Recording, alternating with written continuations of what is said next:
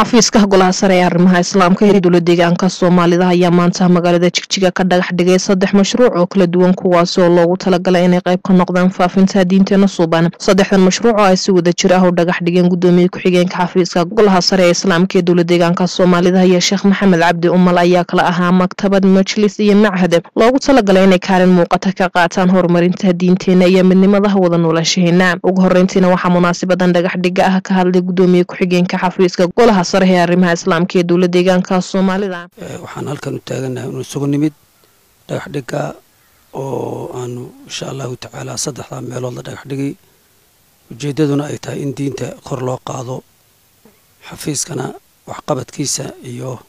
wadanka camritaankiisana laga qayb qaato oo horay uga dhicin halkan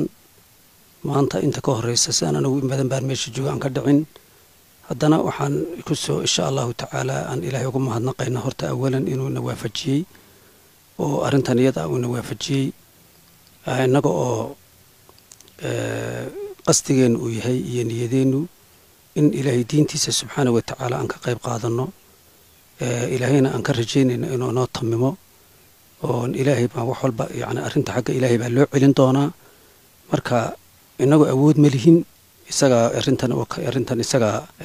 ilaahay baa ina waafajiyay. dhankiisa Sheekh Maxamed Cabdi Umal oo ka hadlay munaasabadani ayaa ka warbixiyay ahmiyadda ay mashaariicdani leeyihiin isagoo kula dardaarmay bulshada Soomaaliyeed inay qayb ka qaataan dhismaha mashaariicdani. halkan culimadu waxay isugu timid oo meesha aanu nimid inaan dhagax dhigno mashruuc waqaf ah oo majliska xafiiskiisa hoos yimaada. mashruuca waqafka ah wuxuu ka kooban yahay 4 dabaq iyo mid dhulka ah G+4 waxaa loogu talagalay in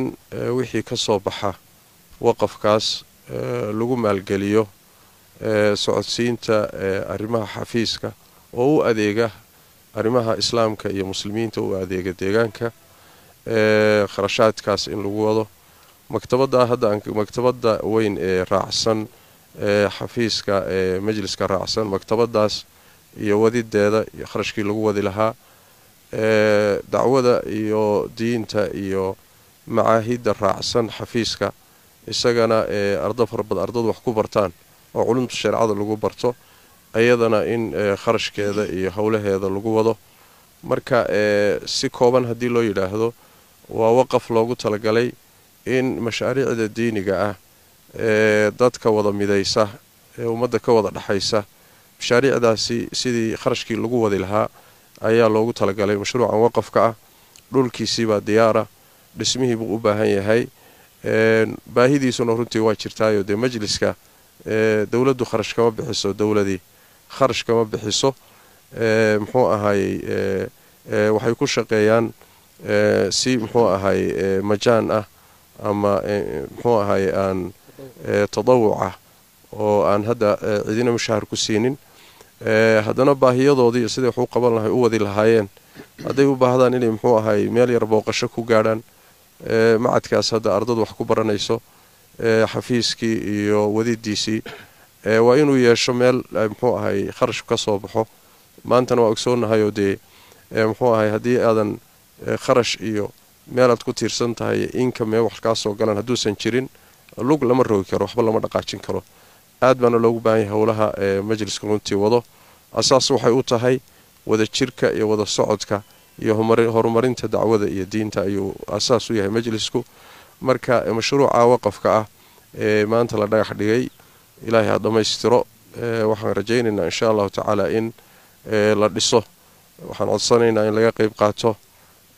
muxuu ahaay shacabka qurba joog iyo qaran joogba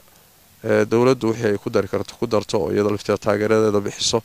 mashruuca in la istaajiyo insha Allah tacaala ilaahayna tabaaraka tacaala ajri laga raadsado. waa waqaf inta uu taagan yahay oo wax soo saarayo khayrkana loo isticmaalayo waa sadaqa jaariya waaye, ajirkeeda idin socon. waalidiinta iyo dadkii dhintay waxa loogu daro, adiga laftaada wax ku darso aakhiradaada insha Allah tacaala ilaahay idin barakeeyo. hana dhamaystiro mashruuca isaga inoo dhamaystiro diinteenana ilaahay tabaaraka tacaala haynoo kaamil yeelo, haynoo dhamaystiro. marka mashruucaasi hal istaajiyo, hal laga qayb qaato. culimada u taagan golaha arrimaha islaamka qaybtiisan deegaanka ayaa hawshaa u taagan insha Allah ta'ala hal caawiyo hana laga qayb qaato hana lagu kaalmeeyo wa tacaawunu 'alal birri wat taqwa wanaaga iyo soonfalka iyo wixii horumar ah ummadda anfacaya isu kaashadaba Allah tabaaraka ta'ala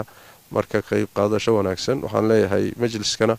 iyo culimada joogta insha Allah ta'ala hanbaliyo horumar fiican ilaahay idinku guuleeyo